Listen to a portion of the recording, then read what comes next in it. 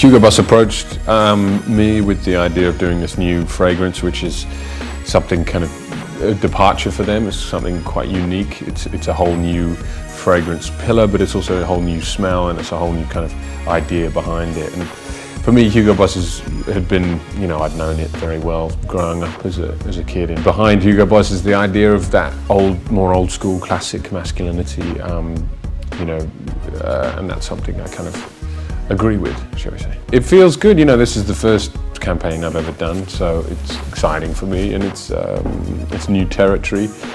Some things are a little bit, you have to get used to being an actor, doing the TV campaign is surreal, because as an actor, you're used to actually talking to people, whether the campaign is just, lots of cool shots. The fragrance is interesting because it uses this fruit that they actually found, believe it or not, in South Africa. I'm sure you've seen some of the material, but it has a very unique tone. It's never been used in a fragrance before, and it's quite subtle, but it's also very masculine, and then behind that there's some other interesting tones. So again, that was what drew me to the fragrance, because it's quite subtle in itself, and yeah, I liked it. Divergent, like every job, it kind of opens doors as you progress. It certainly has been fun to do, and it's opened doors that perhaps weren't open before.